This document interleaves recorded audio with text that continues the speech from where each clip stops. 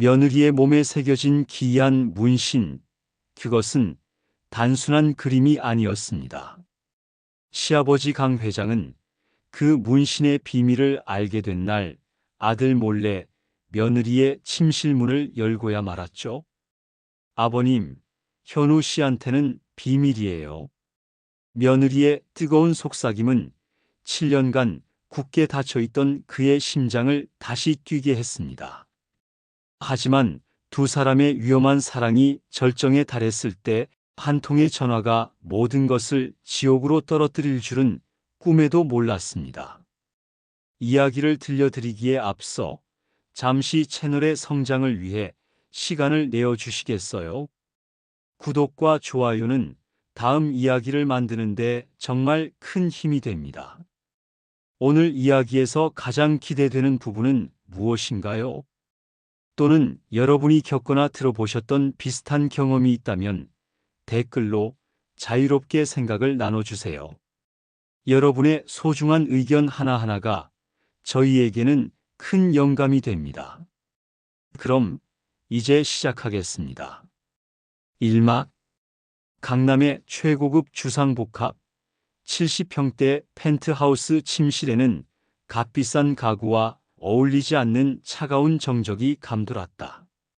35의 예지는 실크 슬립 차림으로 침대 가장자리에 앉아 서울의 야경을 무심하게 바라보고 있었다.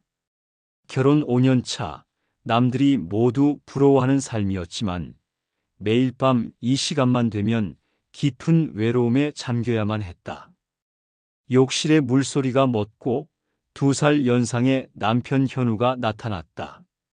국내 굴지의 건설사를 은퇴한 아버지를 둔 덕에 호의호식하며 사는 남자, 훤칠한 키와 준수한 외모를 가졌지만 그의 어깨는 언제나 자신감 대신 무거운 패배감에 젖어 있었다.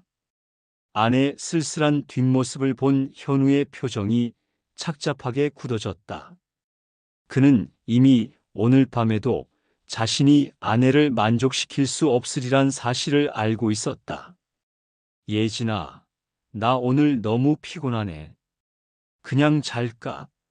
현우가 변명처럼 말을 건넸지만 예진은 돌아보지 않은 채 가늘게 한숨을 내쉴 뿐이었다. 괜찮아, 오빠. 피곤하면 쉬어야지. 그 목소리에는 체념과 미세한 경멸이 묻어 있었다. 현우는 그런 아내의 옆에 다가서는 것조차 망설여졌다. 그는 부드럽게 아내의 어깨를 감싸 안으려 했지만 예진의 몸은 미동도 하지 않았다. 마치 살아있는 마네킹을 안는 듯한 허무함에 현우는 팔을 거두었다. 억지로 하자는 건 아니야. 그냥 당신이 보고 싶어서. 그의 목소리는 기어들어가고 있었다. 예진이 마침내 고개를 돌려 남편을 바라보았다. 그녀의 눈빛에는 사랑이 아닌 동정이 서려 있었다. 오빠, 우리 솔직해지자. 언제까지 이렇게 서로 피곤하게 할 거야? 그 말은 날카로운 비수가 되어 현우의 심장을 찔렀다. 사실 문제의 시작은 현우 자신이었다. 그는 타고나길 허약했고 아내의 뜨거운 열정을 감당하기 버거웠다. 처음에는 그런 그녀의 생명력이 좋았지만 시간이 지날수록 그것은 현우에게 감당 못할 짐이 되어버렸다. 미안해, 예진아. 내가 부족해서. 현우가 고개를 떨구자 예진은 자리에서 일어나 그의 뺨을 부드럽게 쓰다듬었다. 아니야. 오빠 탓이 아니야. 내가 좀 유별난 거지. 그녀는 애써 웃어 보였지만 그 미소 뒤에 숨겨진 깊은 갈증을 현우는 똑똑히 보고 있었다. 예진은 남편의 손을 이끌어 침대로 눕혔다. 마치 어린아이를 돌보듯 그녀는 서투르게 남편의 옷을 벗기기 시작했다. 현우는 무력하게 아내의 손길을 받아들였다. 아내의 부드러운 손길이 몸에 닿을 때마다 남자로서의 자존심이 조각나는 것을 느꼈다. 잠시 후 어둠 속에서 두 사람의 몸이 얽혔지만 그곳에는 어떤 열기도 없었다. 오직 의무감과 자괴감, 그리고 채워지지 않는 공허함만이 방 안을 떠다니고 있었다. 모든 것이 허무하게 끝났을 때 예진은 말없이 일어나 욕실로 향했다. 현우는 천장을 바라보며 깊은 한숨을 내쉬었다. 나는 남자도 아닌가. 자조 섞인 중얼거림이 어둠 속으로 흩어졌다. 욕실 거울 앞에 선 예진은 자신의 맨몸을 비춰보았다. 잘록한 허리 아래 왼쪽 골반에는 작은 나비 모양의 타투가 새겨져 있었다. 20살 첫사랑의 아픔을 잊기 위해 충동적으로 새겼던 젊은 날의 흔적이었다. 놀랍게도 그 타투는 현우조차 알지 못하는 그녀만의 비밀이었다. 그녀는 찬물로 얼굴을 씻으며 중얼거렸다. 언제까지 이렇게 살아야 하지? 며칠 뒤 주말을 맞아 예진과 현우는 시아버지인 강 회장의 평창동 자택을 찾았다. 2년 전 아내와 사별하고 혼자 사는 65의 강 회장은 은퇴 후에도 여전히 정력적인 사람이었다. 매일 운동으로 다져진 다부진 체격에 얼굴에는 살아온 세월의 자신감이 깊게 배어 있었다. 그는 유약한 아들 현우와는 모든 면에서 정반대의 남자였다. 왔느냐? 왠지 얼굴들이 둘 다 어둡구나. 강 회장은 현관에 들어서는 아들 부부를 보자마자 단번에 그들 사이의 이상 기류를 감지했다. 아니에요, 아버님. 현우 씨가 요즘 피곤해서 그래요. 예진이 능숙하게 둘러댔지만 강 회장의 예리한 눈을 속일 수는 없었다. 그는 30년간 수많은 사람을 상대하며 사람의 속을 꿰뚫어 보는 법을 터득한 사람이었다. 식사를 하는 내내 그는 말없이 아들 부부를 관찰했다. 아들은 아내의 눈치를 보며 밥알만 깨작거렸고 며느리는 애써 밝은 척했지만 그늘진 표정은 감출 수 없었다. 특히 소파에 앉을 때 예진이 무심코 다리를 꽂아 짧은 치마 아래로 드러난 탄탄한 허벅지와 그 위로 살짝 엿보이는 골반의 문신 자국이 강 회장의 눈에 들어왔다. 그의 심장이 아주 오랜만에 미세하게 반응했다. 식사 후 예진은 싹싹하게 강 회장 옆에 앉아 스마트폰 사용법을 알려주었다. 아버님, 지난번에 말씀하신 주식 어플 제가 깔아드릴까요? 강 회장은 그런 며느리가 싫지 않았다. 아니, 오히려 아들보다 더 대화가 통한다고 생각할 때가 많았다. 그래, 그것 좀 해다오. 요즘 세상은 통 알아야 할 게 많아. 강 회장이 스마트폰을 건네자 예진은 그의 옆으로 바싹 다가앉았다. 은은한 샴푸 향기가 코끝을 스치자 강 회장은 자신도 모르게 마른 침을 삼켰다. 예진이 몸을 숙여 화면을 조작하는 동안 원피스 너머로 그녀의 깊은 가슴골이 아찔하게 드러났다. 강 회장은 황급히 시선을 돌렸지만 뇌리에 박힌 잔상은 쉽게 사라지지 않았다. 바로 그때 집 전화기가 요란하게 울렸다. 잠깐만. 강 회장이 전화를 받았다. 네, 서울중앙지검입니다. 강철중 씨 명의의 대포통장이 범죄에 연루된 정황이 포착됐습니다. 갑작스러운 검찰 사칭 전화에 강 회장은 헛웃음을 터뜨렸다. 이 양반아, 내가 누군 줄 알고 감히 사기를 쳐? 나 때는 너 같은 놈들 다 삼청교육대로 보냈어. 그는 호통을 치며 전화를 끊어버렸다. 옆에서 듣고 있던 예진이 걱정스럽게 물었다. 아버님, 무슨 전화예요? 별거 아니다. 어설픈 보이스피싱이야. 이 강철중이가 그런 거에 넘어갈 사람으로 보이냐? 강 회장은 자신만만하게 말하며 며느리를 향해 호탕하게 웃었다. 하지만 그 웃음 뒤편 그의 눈은 여전히 며느리의 몸 어딘가에 숨겨져 있을 비밀스러운 그림을 향하고 있었다. 7년간 잠들어 있던 남자의 본능이 서서히 깨어나고 있었다. 이막 그날 이후 예진은 시아버지의 집을 찾는 횟수가 눈에 띄게 늘었다. 처음에는 남편과 함께였지만 곧 평일 오후에 혼자서 들르기 시작했다. 현우에게는 아버님 혼자 계셔서 적적하실까봐 라고 둘러댔지만 사실은 그녀 자신을 위한 방문이었다. 남편에게서는 느낄 수 없는 강인한 남성성과 삶의 연륜에서 묻어나는 깊이를 가진 시아버지와의 대화는 예진의 공허한 마음을 채워주었다. 강 회장 역시 며느리의 잦은 방문이 싫지 않았다. 적막하던 집에 생기가 돌았고 젊고 아름다운 여성과 함께하는 시간은 잊고 있던 삶의 활력을 되찾아 주었다. 두 사람은 함께 정원을 가꾸거나 와인을 마시며 음악을 들었다. 아슬아슬한 선을 넘나드는 대화 속에서 서로를 향한 미묘한 감정은 안개처럼 피어올랐다. 아버님은 어머님 돌아가시고 외롭지 않으세요? 어느 날 예진이 와인잔을 기울이며 물었다. 강 회장은 잠시 먼 곳을 바라보다가 씁쓸하게 웃었다. 외롭지 않다면 거짓말이지. 하지만 산 사람은 살아야지.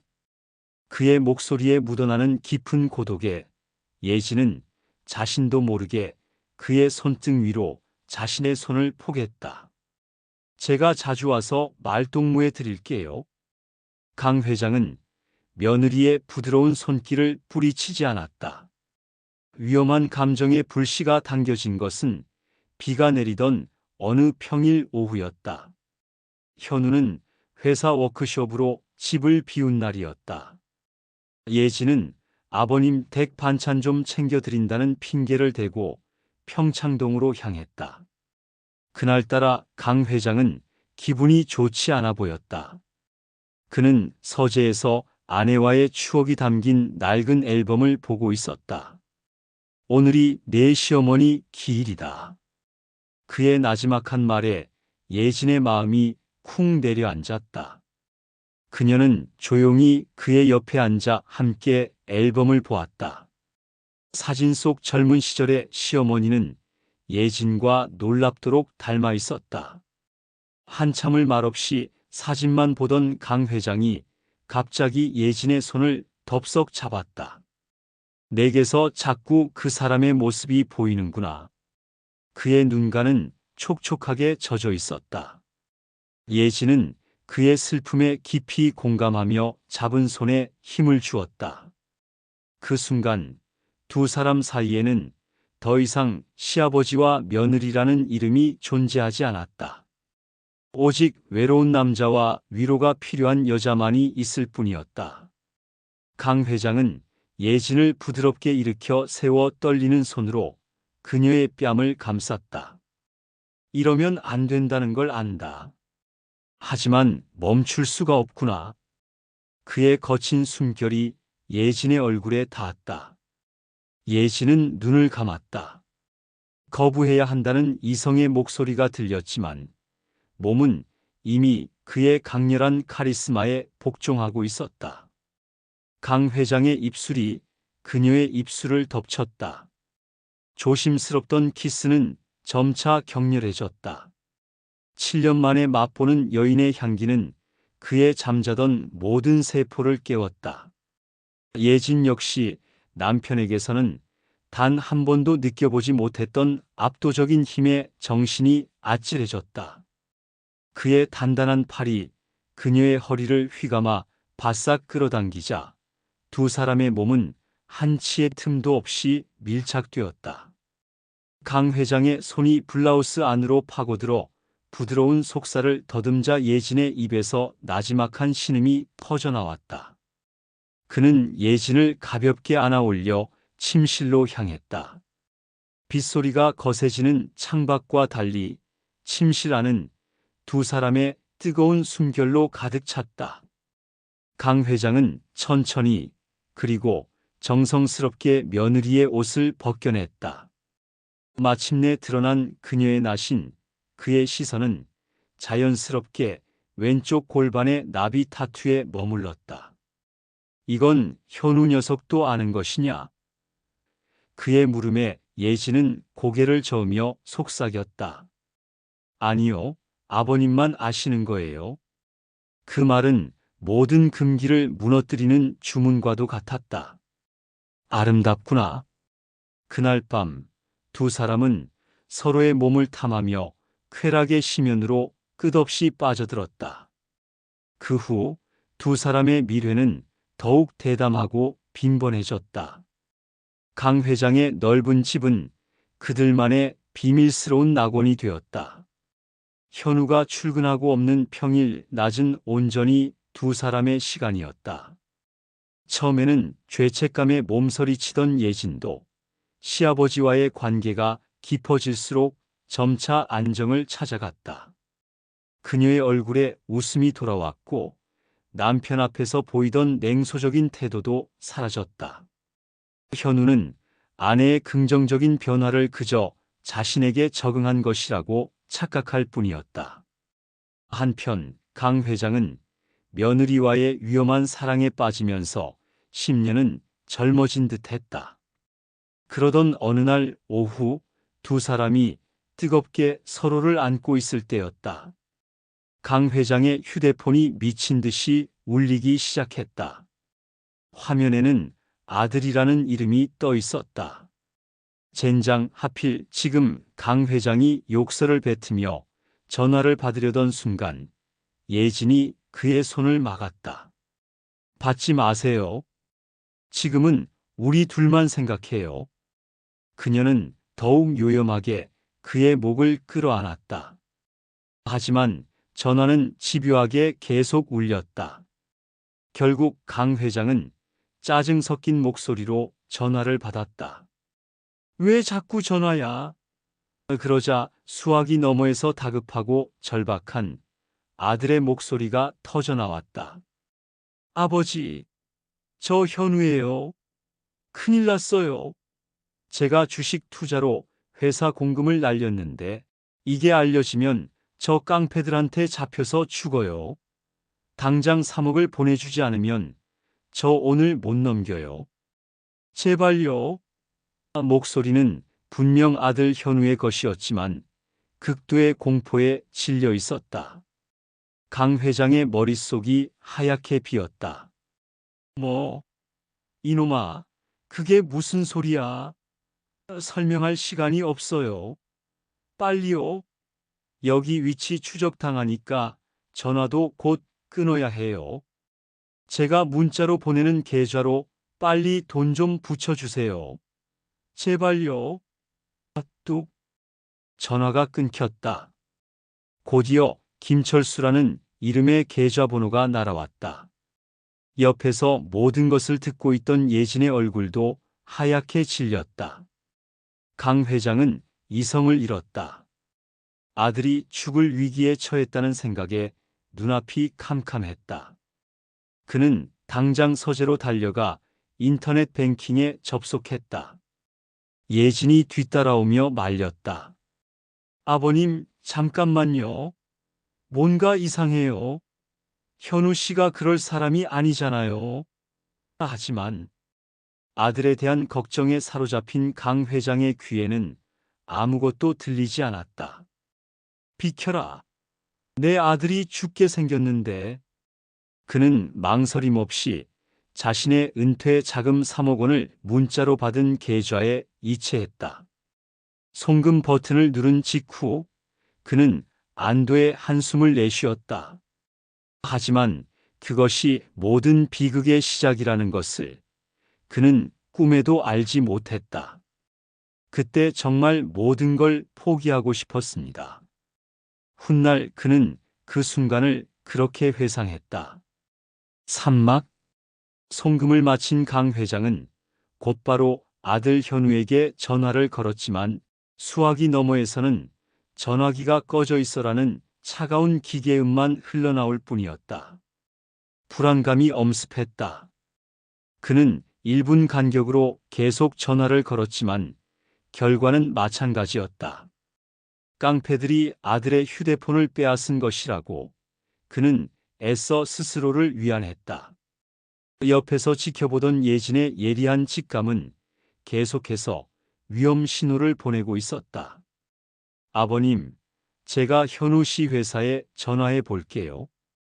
예진이 침착하게 말했지만 강 회장은 손을 내저었다. 안 된다. 회사에 알려지면 현우 인생은 끝장이야. 그의 완고한 태도에 예진은 답답함을 느꼈다. 1시간이 지났을까 그의 휴대폰이 다시 울렸다. 모르는 번호였다. 여보세요. 그가 다급하게 소리쳤다. 수화기 너머에서는 아까와는 전혀 다른 섬뜩할 정도로 차분한 남자의 목소리가 들려왔다.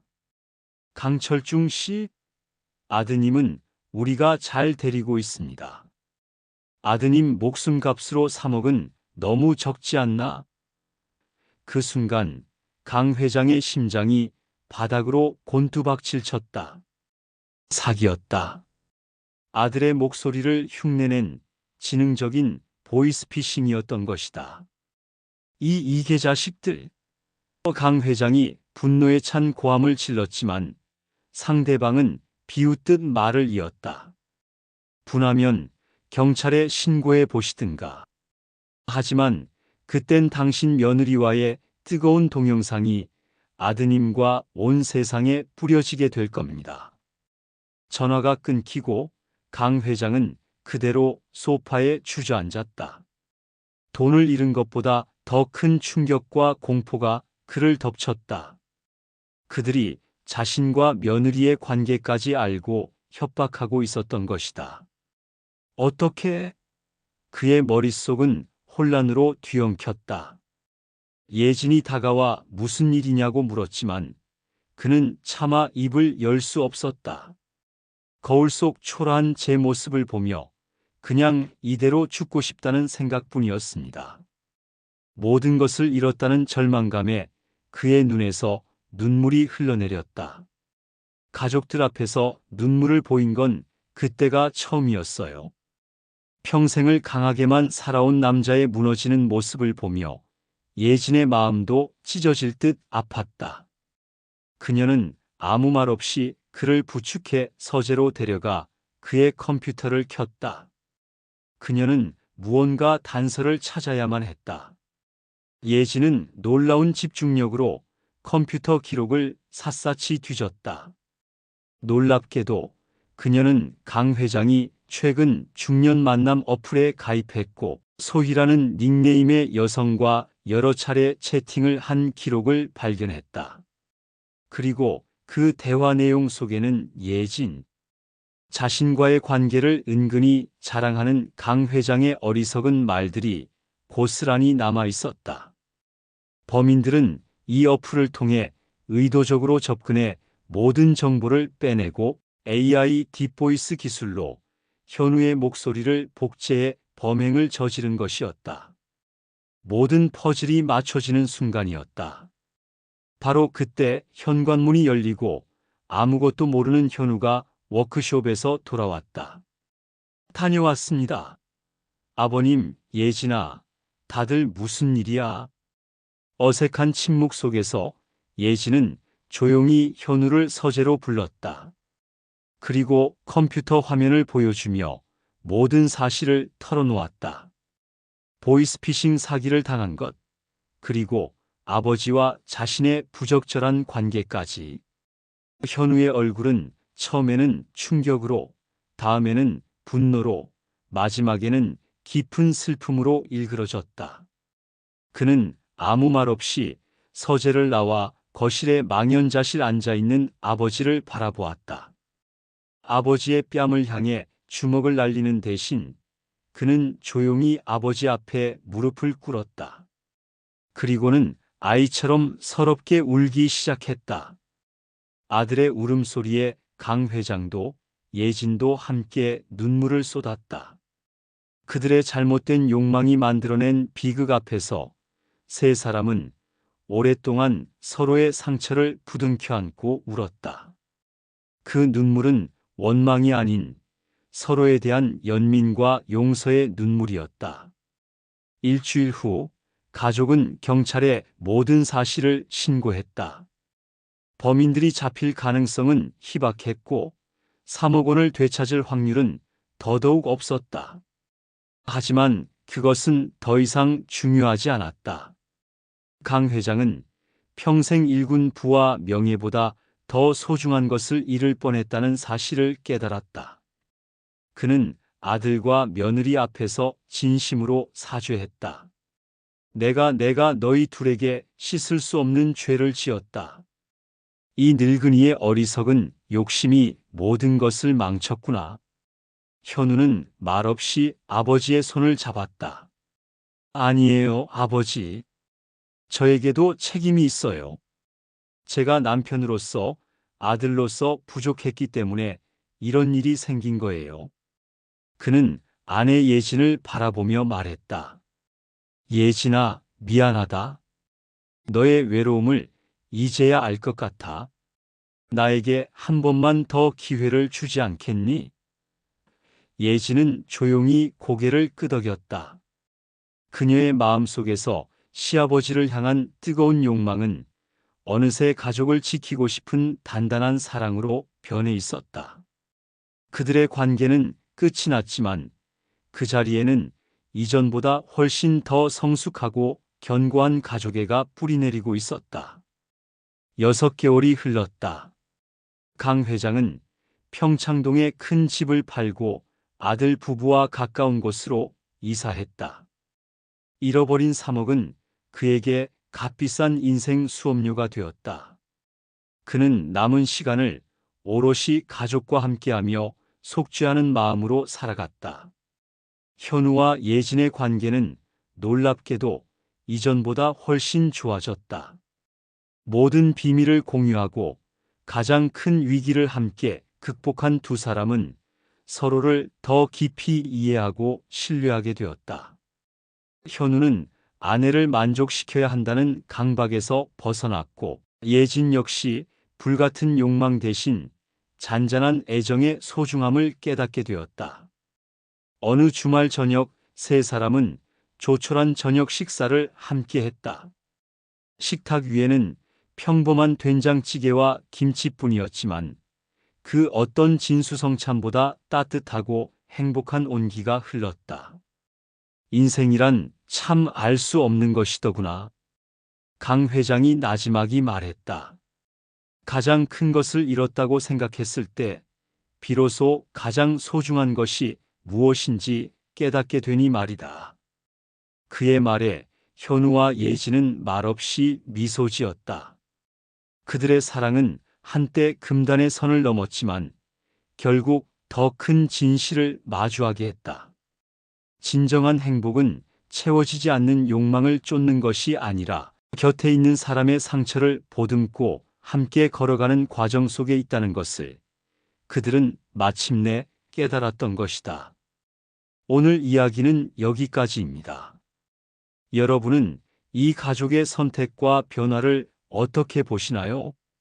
이들의 아슬아슬했던 관계와 예상치 못한 결말에 대해 어떤 생각이 드시는지 궁금합니다.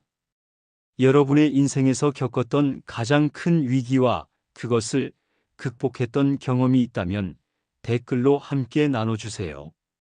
여러분의 지혜와 이야기가 다른 분들에게 큰 위로와 용기가 될 수 있습니다. 구독과 좋아요를 눌러주시면 다음에도 더욱 깊이 있고 흥미로운 이야기로 찾아뵙겠습니다. 감사합니다.